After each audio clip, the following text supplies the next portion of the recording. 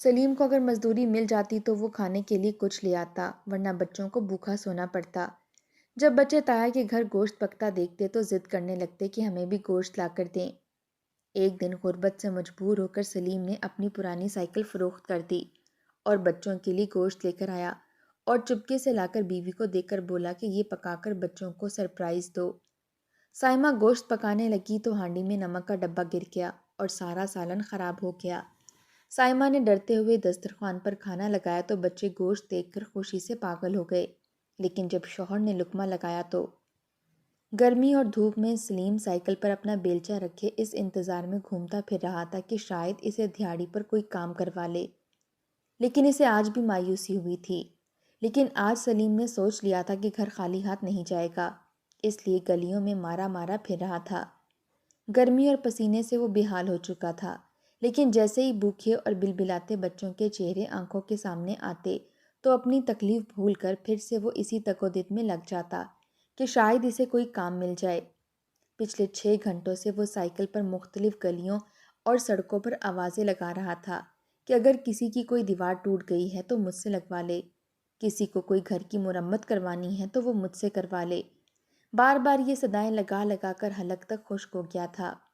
اسی طرح وقت گزرتے گزرتے شام ہو گئی تھی، مغرب کی اذانیں ہو چکی تھیں۔ وہ بالکل مایوس ہو کر جب گھر لوٹنے لگا تبھی ایک آواز آئی تھی کہ ہمارے گھر میں دیوار کھڑی کر دو۔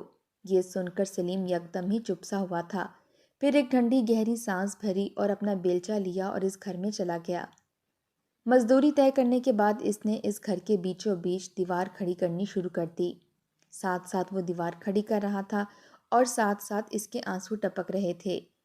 اسے اپنا وہ وقت یاد آنے لگا جب والدین کے انتقال ہوتے ہی بڑے بھائی نے کہا تھا کہ اب بٹوارا کر لینا چاہیے۔ میں بڑا بھائی ہوں، اس لیے گھر کا بٹوارا بڑا حصے میں رکھوں گا۔ تم چھوٹے ہو اس لیے گھر کا تھوڑا حصہ بھی تمہارے لیے کافی ہے۔ سلیم نے کوئی جواب نہیں دیا تھا۔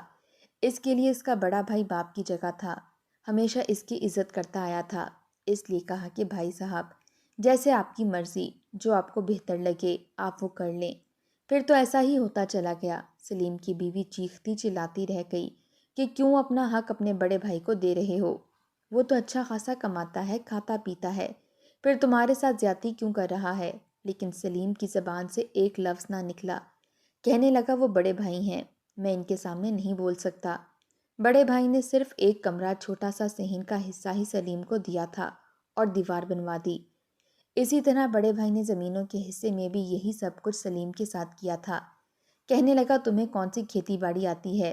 تم تو مزدور بندے ہو، یہ زمین مجھے دے دو، سال بھر کی گندم میں تمہیں دے دیا کروں گا۔ سلیم اس پر بھی خاموش رہا کہ بڑا بھائی ہے، میرے ساتھ زیادتی نہیں کرے گا۔ لیکن چند ماہ ہی گندم کی چھوٹی بوری سلیم کے گھر آئی تھی اور پھر بڑے بھائی نے یہ کہہ دیا کہ نقصان ہو گیا ہے، اس لیے آج کے بعد گندم نہیں آئے گی۔ اس بات پر تو سلیم کی بیوی رونے لگی تھی، کہنے لگی کہ تم کیوں چپ چاپ بھائی کی بات سن کر واپس آ جاتے ہو؟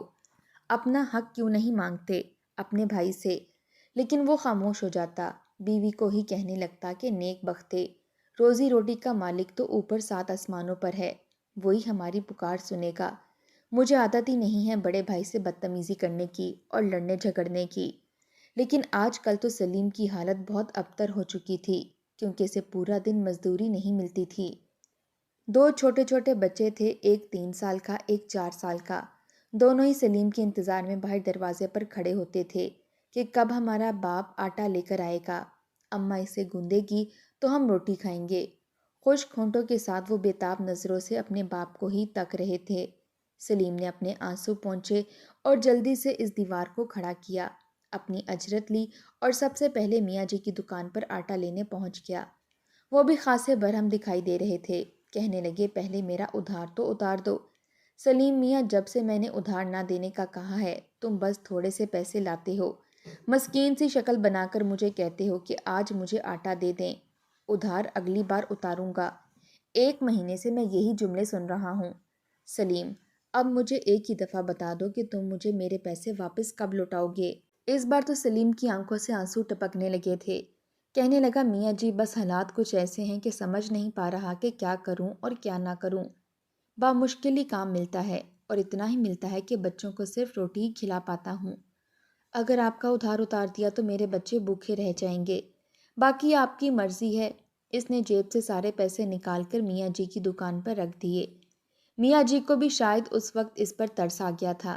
کہنے لگے چلو ٹھیک ہے، آج آٹا دے دیتا ہوں، لیکن کل کچھ نہ کچھ پیسے تم مجھے ادھار کے بھی اتارنے شروع کرو۔ میری بھی چھوٹی سی دکانداری ہے، میں بھی بال بچے دار ہوں۔ 100 باتیں میاں جی کی سلیم نے سنی تھیں ایک آٹے کی خاطر۔ وہ آٹا لے کے گھر آ گیا۔ بچے باپ کو دیکھنے کی بجائے اس کے ہاتھ میں پکڑے آٹے کو دیکھ کر خوشی سے اچھلے تھے۔ بیوی نے بسم اللہ پڑھ کر وہ آٹا پکڑا، جلدی سے اسے گوندنے لگی کہ عین اسی وقت برابر والے گھر سے بھنے ہوئے گوشت کی خوشبو آ رہی تھی۔ سلیم کی بیوی ابھی آٹا گوندی رہی تھی جب بڑے بیٹے نے چھوٹے بیٹے کو آنکھ سے اشارہ کیا۔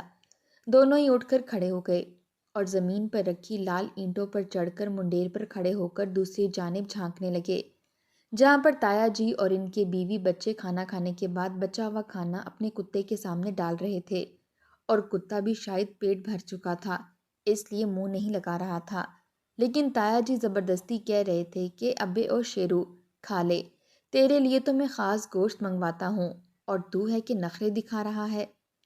تایا جی نے گوشت کی بوٹی اپنے ہاتھ سے پکڑ کر زبردستی کتے کے منہ میں ڈالی تھی، اور کتا منہ بینچے بار بار اس بوٹی کو پیچھے کر رہا تھا۔ یہ دیکھ کر دونوں بچوں کے منہ کھلے تھے۔ حسرت سے انہوں نے اس گوشت کی بوٹی کو دیکھا تھا، پھر اپنے سوکھے ہونٹوں پر زبان پھیر کر اپنے ہونٹوں کو تر کیا تھا۔ ایک سرد آہ دونوں کے دل سے نکلی تھی جب باپ کی آواز آئی کہ آ کر کھانا کھا لو، تمہاری ماں نے روٹی بنا دی ہے۔ پہلی روٹی ہی سلیم کی بیوی نے ابھی پکائی تھی کہ سلیم نے فوراً سے بچوں کو آواز دی تاکہ سب سے پہلے وہ سیر ہو کر کھا سکیں۔ سوکھی روٹی تھی اور کب سے وہ بھوکے تھے، اس لیے حلق میں پھنس کر ہی گزر رہی تھی۔ پانی کے ساتھ بچوں نے روٹی اپنے اندر ڈالی تھی اور ساتھ ساتھ اپنی آنکھوں میں آنے والی نمی کو بھی صاف کر رہے تھے۔ یہ دیکھ کر باپ کا کلیجہ چھلنی ہوا تھا۔ سلیم کی بیوی ابھی سلیم کے لیے روٹی پکا ہی رہی تھی کہ وہ فوراً سے وہ اٹھ گیا۔ وہ کہنے لگا، نیک بخت، میری روٹی نہ پکانا۔ آواز میں کرب تھا۔ بیوی کہنے لگی، پورا دن مارے مارے پھرتے رہے ہو، روٹی کیوں نہیں کھاؤ گے؟ آ کر بیٹھو اور روٹی کھاؤ۔ لیکن سلیم کہنے لگا، مجھے بھوک نہیں ہے، یہ روٹی بچوں کے لیے رکھ لے، دوپہر کو میرے بچوں کو بھوکا مت رکھنا۔ یہ کہہ کر سلیم فوراً سے کمرے کے اندر چلا گیا۔ اپنی چارپائی پر لیٹ کر تکیے میں منہ دے کر پھوٹ پھوٹ کر رونے لگا۔ کب سے اپنی بے بسی پر ضبط باندھے ہوئے تھا، لیکن آج تو جیسے صبر کا پیمانہ لبریز ہو گیا۔ بچوں کو پانی کے ساتھ روٹی نگلتے دیکھا تو دل منہ کو آیا تھا۔ جب بچوں کی آنکھوں میں موٹے موٹے آنسو دیکھے تو برداشت نہیں کر پایا، خالی پیٹ ہی اپنی چارپائی پر جا کر لیٹ گیا۔ یہ سوچ رہا تھا کہ بڑے بھائی کو ذرا بھی ترس نہیں آتا کہ میرے بچے کیسے للچائی آنکھوں سے ان کے ایسے کھانے کو دیکھتے ہیں جو کہ میں سالوں سال بھی انہیں نہیں کھلا پاتا، اور وہ کھانا اپنے کتے کو زبردستی کھلاتے ہیں۔ کئی بار سلیم نے کچرے کے ڈبوں میں تازہ روٹیاں اور کھانا دیکھا تھا جسے اس کی بھابھی بچ جانے کی صورت میں کچرے میں پھینک دیتی تھی تاکہ جانور کھا لیں، اور وہاں سے اکثر کتے بلیاں منہ مار کر کھاتے تھے۔ بھابھی کو کبھی یہ خیال نہیں آیا کہ پڑوس میں بس ایک دیوار کے فاصلے پر اس کے دیور اور دیورانی اور بچے کیسے سوکھی روٹی پانی کے ساتھ اپنے اندر نگلتے ہیں۔ کیا حرج ہے کہ وہ اپنا بچا ہوا کھانا ہی پڑوس میں بھیج دیا کریں۔ اگلے روز سلیم کو اچھا کام مل گیا تھا۔ اس بار اس کی دہاڑی دگنی تھی، مطلب کہ پورا 1000۔ وہ بڑا خوشی خوشی گھر آ رہا تھا، سوچ رہا تھا کہ آج تھوڑی سی مرغی ساتھ لے جائے گا، بیوی کو کہے گا کہ ان کا سالن بچوں کو پکا کر کھلا دے۔ جیسے ہی سلیم نے اپنی سائیکل میاں جی کی دکان پر روکی، کہنے لگے کہ 2 کلو آٹا دے دو میاں صاحب۔ میاں صاحب کہنے لگے، خیر تو ہے، ورنہ تو 1 کلو آٹا لیتے ہو۔ سلیم مسکرانے لگا، کہنے لگا کہ دہاڑی اچھی لگ گئی ہے، 2 کلو آٹا دے دیں اور باقی پیسے بھی دے دو، آج بچوں کو مرغی کا سالن کھلاؤں گا۔ یہ کہہ کر 1000 کا نوٹ انہوں نے میاں جی کے ہاتھ میں رکھ دیا۔ میاں جی غصے سے اسے دیکھنے لگے، کہنے لگے، بعد میں کھلانا اپنے بچوں کو مرغ مسلم، پہلے میرا قرض اتارو۔ 1 کلو آٹا انہوں نے سلیم کے ہاتھ میں تھمایا اور باقی کے پیسے اپنے پاس رہنے دیے۔ سلیم جو ان کی شکل دیکھتا رہ گیا تھا، کہنے لگا کہ میاں جی، میں کہیں بھاگا تھوڑی جا رہا ہوں، آج تھوڑے سے پیسے دے دو، بچے خوش ہو جائیں گے، پورے 4 مہینے سے سوکھی روٹی پانی کے ساتھ کھا رہے ہیں۔ لیکن میاں جی کہنے لگے، تم تو روز کے یہی بہانے بناتے ہو۔ بچوں کا نام لے کے کب تک تم میرا قرضہ اپنے پاس سنبھال کر رکھو گے؟ میں نے تم سے کہا تو ہے کہ میری چھوٹی سی دکانداری ہے، میرے بھی گھر میں بیوی بچے موجود ہیں۔ سلیم بڑا مایوس ہو کر 1 کلو آٹا ہی گھر لایا تھا۔ آج پھر برابر سے مٹن قورمے کی خوشبو آ رہی تھی۔ بچے اس بار رونے لگے، کہنے لگے کہ ابا، تایا سے کہو نا کہ ہمیں بھی کھانا دے دیا کریں۔ میرا دل نہیں چاہتا سوکھی روٹی پانی کے ساتھ کھانے کو۔ مجھے بوٹی کھانی ہے، مجھے پورا سالن کھانا ہے، مجھے بہت شدید بھوک لگ رہی ہے۔ خالی روٹی کون کھاتا ہے؟ بڑا بیٹا تو آج ضد پر اتر آیا تھا۔ یہ سن کر سلیم اپنے بیٹے کا چہرہ دیکھتا رہ گیا، کہنے لگا کہ بیٹا، بس جیسے ہی میری دہاڑی دگنی لگے گی تو میں تم لوگوں کو بھی گوشت کھلا دوں گا۔ بس جتنا صبر کیا ہے اتنا ہی تھوڑا اور کر لو تو ہمارے دن ضرور پھر جائیں گے۔ ماں نے گرم گرم سوکھی روٹی اتار کر ان کے سامنے رکھی تھی، مگر وہ بے دلی سے اس روٹی کو دیکھنے لگے، کہنے لگے کہ ہم سے نہیں کھائی جاتی سوکھی روٹی، ہمارے حلق میں جا کر یہ چبھتی ہے۔ آپ تایا کو کیوں نہیں کہتے کہ وہ بچا ہوا کھانا اپنے کتے کو نہ ڈالیں بلکہ ہمیں دے دیا کریں؟ وہ کتا تو اس کھانے کو منہ بھی نہیں لگاتا، اور یہاں ہم بھوکی للچائی نظروں سے اس کھانے کو دیکھتے رہتے ہیں۔ اتنا کہہ کر چھوٹا بیٹا سسک سسک کر رونے لگا تھا۔ یہ سن کر تو جیسے سلیم کے دل پر چھریاں چلی تھیں۔ وہ بے ساختہ اپنے بچوں کو سینے سے لگا کر چپ کروانے لگا، کہنے لگا کہ خبردار، جو آج کے بعد ایسی بات کی تو ہمیں کسی سے مانگنے کی ضرورت نہیں ہے، ہمیں ہمارا اللہ دگنا عطا کرے گا، بس اپنے رب پر بھروسہ رکھو اور آئندہ ایسی بات نہیں کرنا، ورنہ میرا دم نکل جائے گا۔ اتنا سننا تھا کہ بیٹے بھی خاموش ہو گئے۔ پھر سلیم اپنے ہاتھوں سے انہیں نوالے بنا بنا کر کھلانے لگا اور تسلی دینے لگا کہ وہ جلد ہی انہیں مرغی کا سالن لا کر کھلائے گا۔ بیٹے بھی روٹی پانی میں بھگو بھگو کر کھانے لگے اور ایک نظر دیوار کی جانب دیکھا جس کے اس پار اس کے بھائی بھابھی اس کا حق تلف کر کے روز اچھے پکوان کھا رہے تھے۔ خیر، سارا دن اس کا کام ڈھونڈنے میں لگ جایا کرتا اور رات اس کی جاگتے ہوئے گزر جاتی۔ یہی سوچتا رہتا کہ آخر کیسے وہ اپنے بچوں کی ہر خواہش کو پورا کر سکے۔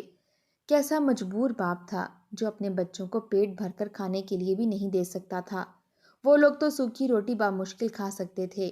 اگلے روز پر امید ہو کر سلیم کام پر نکل گیا۔ اسے امید تھی کہ جیسے کل اسے دگنا کام ملا، آج بھی ویسے ہی ملے گا، مگر ایک دفعہ پھر اسے کسی نے کوئی کام نہیں دیا تھا۔ وہ پہلے سڑکوں پر پھرتا رہا اور پھر گلی محلوں میں آواز لگاتا رہا، مگر آج تو شاید اس کی قسمت میں رزق لکھا ہی نہ تھا۔ وہ خالی ہاتھ واپس گھر لوٹا تھا۔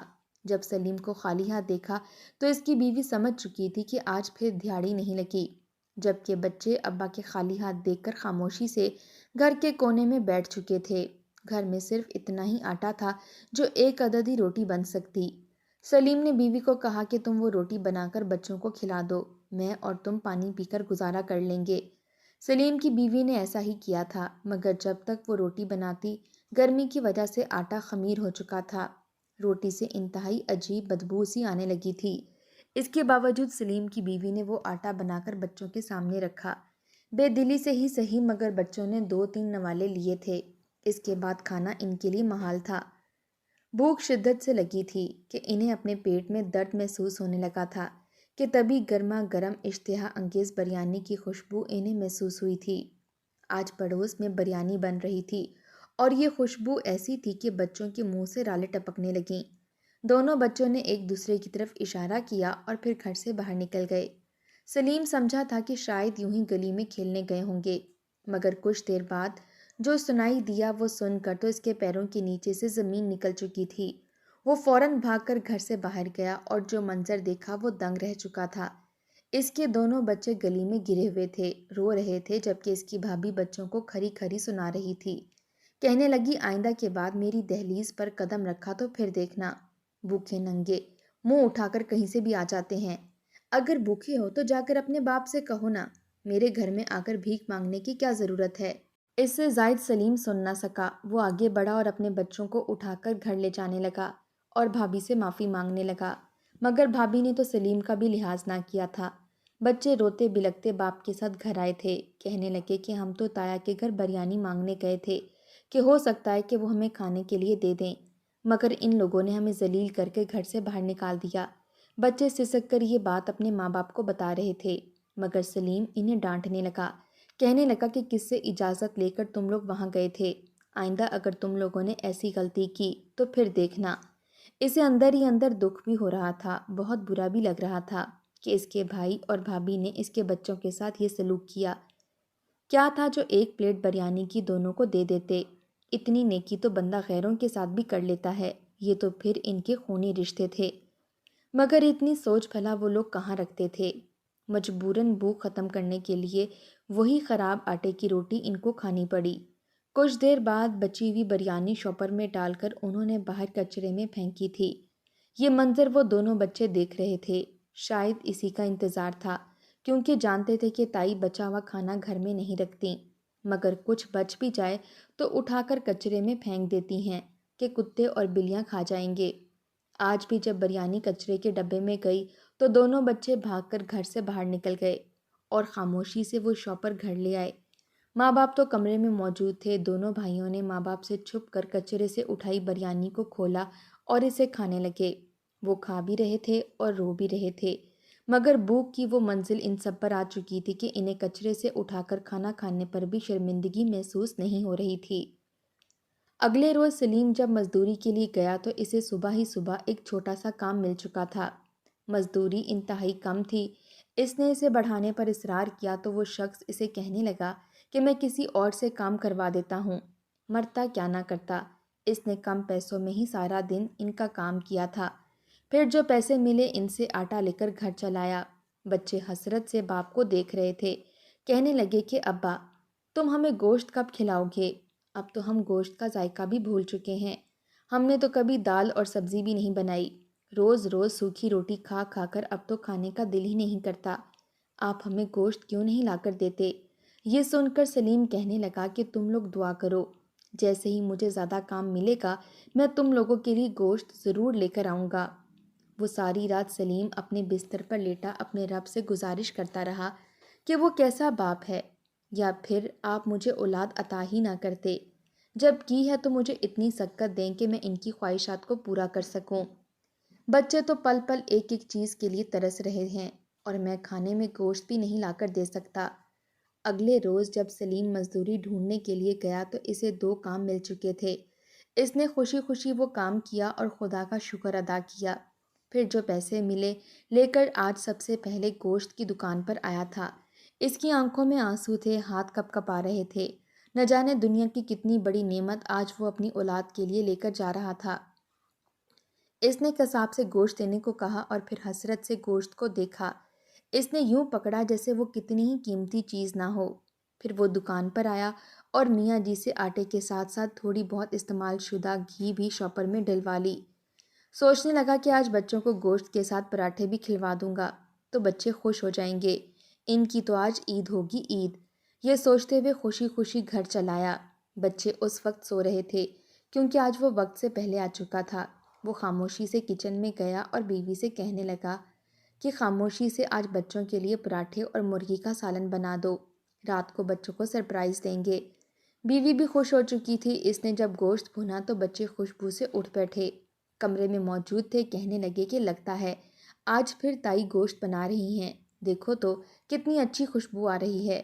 وہ لوگ گہری سانس خارج کر کے رہ چکے تھے۔ وہیں سلیم کی بیوی جب گوشت میں نمک ڈالنے لگی تو غلطی سے نمک کا ڈبہ گوشت میں الٹ چکا تھا۔ یہ دیکھ کر تو اس کے ہوش اڑ چکے تھے، ہاتھ پاؤں پھولنے لگے۔ فوراً نمک نکالنا چاہا مگر تبھی سلیم اندر آ گیا، کہنے لگا کہ اچھا سا گوشت بنانا تاکہ میرے بچے کھا کر خوش ہو جائیں۔ وہ تو ہڑبڑا چکی تھی، صدیوں بعد گوشت گھر آیا تھا اور یہ اس سے کیا غلطی ہو گئی تھی؟ وہ کیسے اپنے شوہر کو بتاتی کہ گوشت میں نمک تیز ہو چکا ہے؟ کچھ دیر بعد سلیم وہاں سے چلا گیا، رات ہو چکی تھی۔ بچے ایک مرتبہ پھر سوکھی روٹی کے انتظار میں تھے، مگر جب سامنے گوشت آیا تو خوشی کی کوئی انتہا نہ رہی۔ مارے حیرت سے ایک دوسرے کا چہرہ دیکھنے لگے، پھر گوشت کا سالن اٹھا کر کہنے لگے کیا سچ مچ ہم نے آج گوشت بنایا ہے؟ تو سلیم مسکرا کر بولا کہ ہاں بیٹا، میں آج تم لوگوں کے لیے گوشت لے کر آیا ہوں۔ خوشبودار پراٹھے اور گوشت دیکھ کر تو جیسے بچوں کی خوشی کی کوئی انتہا نہ رہی۔ وہ خوشی سے رونے لگے اور اپنے امی اور ابو کے گلے لگ کر پھوٹ پھوٹ کر خوشی سے روتے رہے۔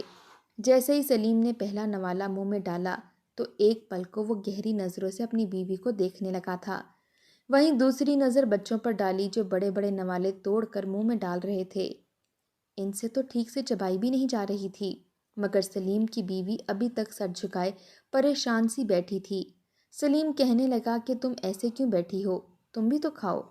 یہ سن کر اس کو تھوڑی حیرت ہوئی تھی، کسی کو بھی کھانے میں نمک تیز نہیں لگ رہا تھا۔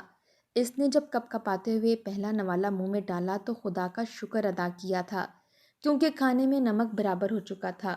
اس وقت اس سے کافی زیادہ نمک ہانڈی میں گر چکا تھا، مگر اس نے وہاں سے تھوڑا سا سالن نکالا اور پھر آٹے کی گولیاں بنا کر سالن میں پھینک دیں۔ یہ تو شکر تھا کہ جب تک وہ کھانا کھانے لگے تو نمک کافی حد تک جذب ہو چکا تھا اور گوشت کھانے کے لائق تھا۔ یہ دیکھ کر اس نے خدا کا شکر ادا کیا تھا۔ اس رات سب نے سیر ہو کر کھانا کھایا اور سکون سے سو چکے تھے، جبکہ سلیم ابھی جاگ رہا تھا، کیونکہ کل کا دن ایک مرتبہ پھر اس کے لیے آزمائش تھا۔ جانے کل کام اسے ملتا یا نہیں، اور اگلی مرتبہ نہ جانے کب انہیں گوشت کھانا نصیب ہوگا۔